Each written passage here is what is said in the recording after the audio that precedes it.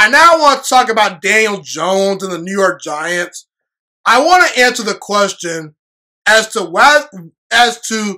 whether or not the Giants should move on from Daniel Jones. Now, before I address this question, I recognize that they're probably not going to move on from Daniel Jones, at least this year, because we've heard Joe Judge be behind Daniel Jones. We've heard John Mara even come out and say that he believes Daniel Jones is capable of winning Super Bowls, which I totally disagree with. But hey, we'll see what happens down the road. And Dave Gettleman has backed up Daniel Jones, as he should, because he's the guy that was most responsible for drafting Daniel Jones.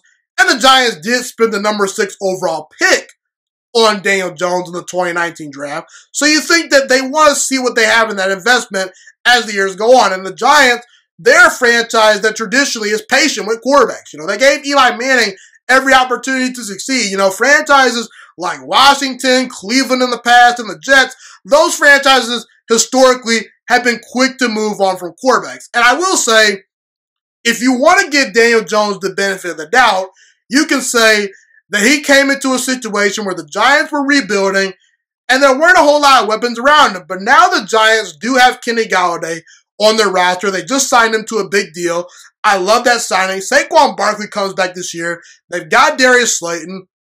They've got Sterling Shepard. They could draft a receiver like Jalen Waddle with the number 11 overall pick. So this is the situation where Daniel Jones could walk into and succeed. However, if I'm the New York Giants, I would still seriously consider moving on from Daniel Jones. Now, I would have been one of those guys that would have been in the Deshaun Watson sweepstakes, would have been in the Matthew Stafford sweepstakes, would have tried to trade up for a quarterback a long time ago, but it's likely that the Giants are going to do that. But here's my thing. I don't see much special when it comes to Daniel Jones. I just don't. I view Daniel Jones as an okay quarterback. Right now, today, he's a below-average quarterback because he hasn't proven much. But I don't see Daniel Jones ever projecting to be this super-duper talented quarterback. And if I can draft someone like Justin Fields or another star quarterback, if I'm thinking big picture, I'd seriously consider doing it if I'm the Giants. Because my issue with Daniel Jones is he turns the football over way too much. He doesn't have a great feel for playing the position. And he doesn't have a dynamic arm. There's not a whole lot of special when it comes to Daniel Jones. Let's address these issues head on. First of all, like I said, he turns the football over way too much. He has 45 turnovers in 27 games played in the NFL over his first 2 seasons. That's horrible. Between his fumbles and his interceptions, he's got 45 turnovers. They're bad interceptions and bad fumbles way too often. There's several games that have occurred during the Daniel Jones era up to this point that where Daniel Jones has not been good enough because of these turnovers, and it's cost the Giants football games. And we even saw a year ago the Tampa Bay Buccaneers have an incredible roster. Well, because of Jameis Winston's turnovers, they could not overcome those things. And the minute they got Tom Brady to come in and not turn the football over so much, they won a Super Bowl. Okay, so it doesn't matter how great your roster is if your quarterback can't take care of the football. And a big reason why I think Daniel Jones struggles with those turnovers is he just doesn't have that natural feel for the game. He has below average pocket presence. He stares down wide receivers way too often. And at times he just doesn't look like he's up to speed. And I think his physical traits are okay. He's a decent thrower of the football. He's got an okay arm. He's got some mobility to his game. But off talent alone, I can name a lot of quarterbacks that I'd take over Daniel Jones. In fact, I'd take Patrick Mahomes, Aaron Rodgers, Russell Wilson, Deshaun Watson, Tom Brady, Lamar Jackson, Josh Allen, Justin Herbert, Kyler Murray, Baker Mayfield, Joe Burrow, Matthew Stafford, Matt Ryan, Dak Prescott, Carson Wentz, Cam Newton, and Ben Roethlisberger over Daniel Jones just based off of talent alone. Not to mention Trevor Lawrence and Justin Fields will be entering the NFL this year. 2 guys I consider generational talents, okay? And there are several other quarterbacks that might not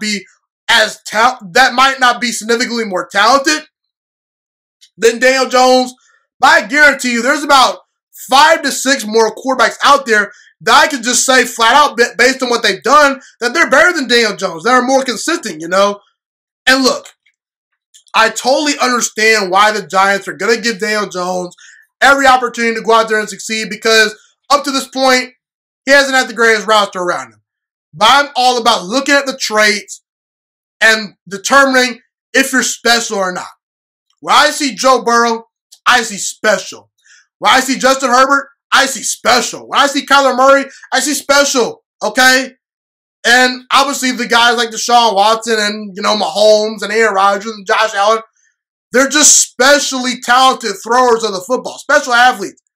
I just don't see that in Daniel Jones. So, look, I understand the Giants are going to go through with Daniel Jones. And listen, if Daniel Jones doesn't succeed this year, he's not a franchise quarterback, okay? And the Giants are probably going to be forced to move on from him, because it's a make or break year potentially for Dave Gettleman and Daniel Jones, because now Daniel Jones has good weapons and Saquon Barkley coming back and a good defense and a good head coach. Not to mention the Giants can add talent in the draft. However, long term, even if Daniel Jones succeeds this year and proves he's a franchise quarterback, I don't see him being an upper echelon franchise quarterback anytime soon. I was not a huge fan of the pick when the Giants made it at number 6 overall. I just did not like that pick, and I still really don't like that pick, okay? But we shall see what the future holds from Daniel Jones. However, look, let me just say this. I could see a scenario where I'm proven wrong and Daniel Jones shines bright and becomes a pretty good franchise quarterback. There is potential for that to happen. However, there is also potential for Daniel Jones to flop. And if I'm the New York Giants, I would at least consider weighing all my options and potentially moving on from Daniel Jones if I was afforded the opportunity. But we shall see what the future holds in New York with Daniel Jones. Thank you so much for watching this video today. Please also note that the Juiciest Sports Podcast is not just a YouTube channel. It is available on all podcasting platforms, including Spotify, Google Podcasts, iTunes, and Apple Podcasts. Also, if you enjoyed this video, be sure to like, comment, subscribe, and share this content with all your friends. This podcast is my favorite thing in the entire world right now. It is my passion. And I want more people to listen to this podcast. I really want this podcast to grow.